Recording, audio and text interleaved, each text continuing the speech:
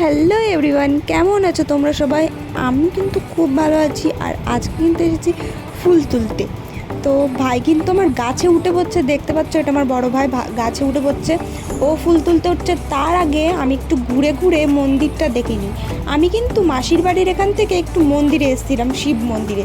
এখানে একটা অনুকূল ঠাকুরের মন্দিরও আছে, এই যে অনুকূল ঠাকুরের মন্দিরটা আমি তোমাদের দেখাচ্ছি। আর তার আগে একটু ঘুরে ঘুরে দেখছি আমি চারি সাইডটা, অত ফুল গাছ লাগানো।